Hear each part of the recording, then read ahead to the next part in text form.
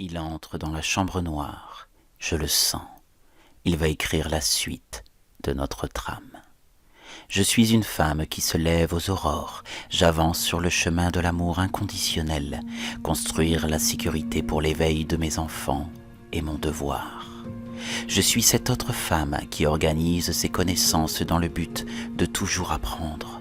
L'œuvre de ma vie se résume au geste d'un père qui demeure dans l'histoire de mon sillage, l'expression d'une rose éternelle dans mon âme. Je suis cette dernière femme revenant du 8e cercle des enfers. J'ai fait face à la violence et à la perversité des traîtres. Pour revenir à la lumière, j'ai dû siéger d'abord sur le trône des ténèbres. Pour ma part, hors du temps, je suis ici, l'auteur qui les compte toutes les trois dans cet audible, au rythme de la trotteuse de cette montre qui affiche pour toujours l'heure magique de minuit, pour la femme aux 3 visages, comme dans d'autres cycles de ma vie.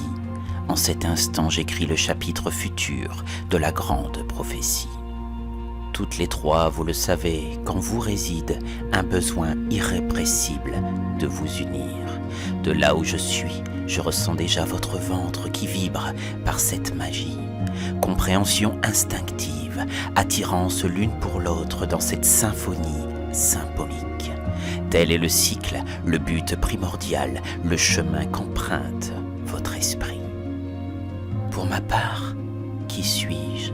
Un petit garçon jouant dans le labyrinthe de son propre esprit, un magicien qui incante des audibles, utilisant des sons d'une voix si subtile pour vous faire voyager dans d'autres contrées, vers l'imaginaire d'un monde et de son pays. En vérité, je vous le dis, je suis juste l'auteur devant sa feuille qui sacrifie la seconde de la trotteuse pour que le présent reste figé à l'heure magique et qui prend le temps de vous écrire. Ah, la prise de conscience, la lumière s'éclaire au bout du tunnel.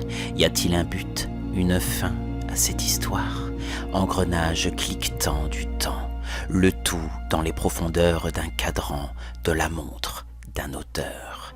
Certains disent qu'en nous réside la source d'un même code génétique, intuition qui fusionne avec l'inspiration.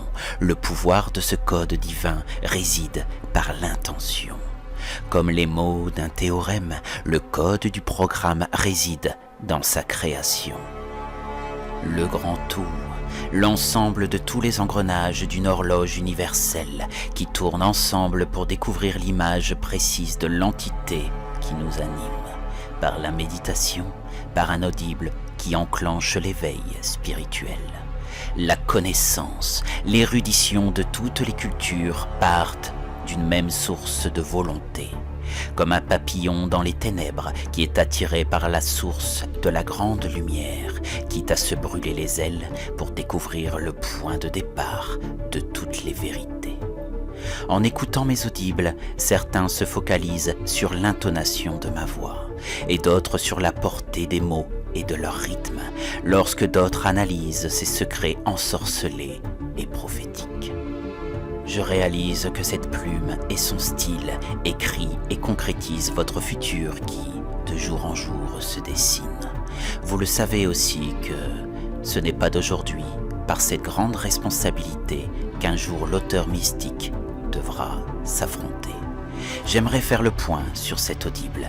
Voyez-vous, on recherche désespérément le point de départ de cette histoire. Cet audible est la preuve qu'un plus grand livre continuera de s'écrire, même lorsque j'inspirerai la main de cet autre écrivain dans un autre cycle de mon âme.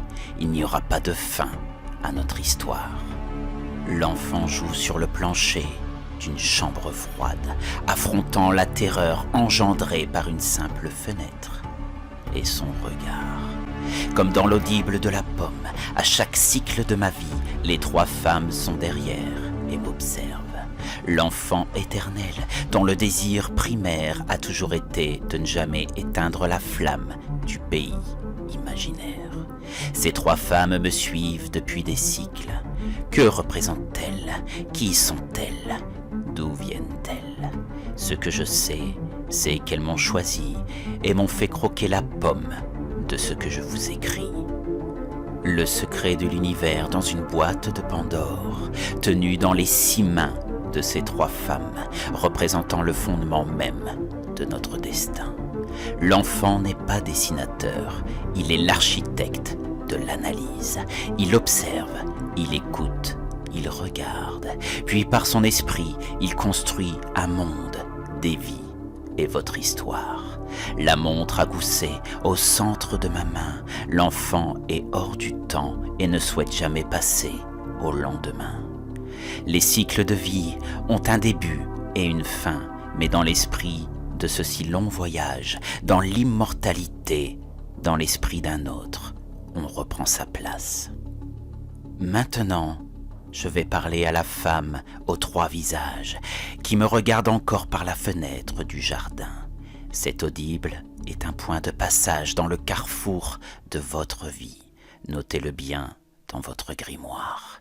Par la force de votre lien, vous êtes parvenu à survivre au tsunami, à la vague, le point culminant des épreuves qui ne servent qu'à éprouver la solidité même de votre loyauté, la puissance même de la trame. Désormais, l'enfant est assis sur le sol d'une chambre noire pour mettre en lumière les secrets et le but de votre histoire. Il lève les yeux vers le coin sombre de la pièce, la dame en noir et la fusion de ces 3 mères. La silencieuse avance de quelques pas pour que l'enfant voie le grand secret éclairé par la magie de ce qu'il vient d'écrire, la magie d'une destinée écrite sur plusieurs cycles. Dans cette lumière incantée par la plume de son esprit, le visage de ces 3 mères arbore un sourire. Nous sommes arrivés au point culminant de cette histoire avec cet audible. Sur la feuille blanche de l'enfant, on distingue maintenant ce qui est écrit. Dans l'immense symbolique de la magie, l'enfant hors de son lit, à l'heure magique, en cette nuit, aucun mot n'avait été écrit. Sur cette feuille blanche, dans l'approbation et le bonheur d'une mère aux 3 visages, l'enfant est pour la première fois dans tous les cycles de sa vie, en 3 secondes, comme un Asperger avait accompli l'impossible. Les 3 mères lèvent les bras vers le ciel, incantant l'ultime vœu de toute cette quête. En cette nuit, le petit garçon n'avait pas écrit. Sur cet atome blanc, dans la solitude au cœur même de la matière noire, on pouvait apercevoir le seul dessein de son existence. En cet instant magique, dans l'immense complexité de son esprit, surfant entre la démence, la passion créatrice et la folie. Les 3 mères prirent l'enfant dans leurs bras. Hors du temps, l'enfant architecte disparut dans le monde qu'il construisait depuis des cycles, sous le regard attentif d'une autre présence tapie dans son esprit. Dans la pièce vide de toute humanité, l'esprit d'une autre entité était présente, avançant au centre de la pièce, reposant aux côtés d'un marqueur, l'entité plus sombre ramasse la feuille. Comme je vous l'ai dit, l'enfant n'avait pas écrit. L'entité sombre, paralysée par la haine, la jalousie et la colère, laisse tomber la feuille et disparaît pour poursuivre ses recherches. Désormais, écoute ma voix. Tu es aussi dans cette chambre noire. Tu as suivi toute la scène. Tu vois cette feuille blanche flottant au centre de la matière noire. Approche-toi d'elle et regarde le secret qu'elle renferme. Désormais, tu vois distinctement le dessin. Seulement 3 d'entre vous y verront l'interprétation exacte créée par votre libre arbitre, par votre instinct. Le secret du grand tout réside dans une symbolique, l'incantation magique d'un enfant ayant parvenu malgré les années à fusionner son sub et son conscient. Désormais tu le vois, le triangle de la création d'un enfant qui souhaite juste voyager, entouré par les 3 cercles utérins d'une mère qui le protégera à jamais. En cette nuit, au sommet d'une seule seconde et de son point culminant, l'enfant aura été formé durant 333 cycles d'une seule vie pour apprendre à écrire un monde où En 7 secondes, du royaume de votre vie, vous en êtes les reines et les rois, au-delà même d'un empire.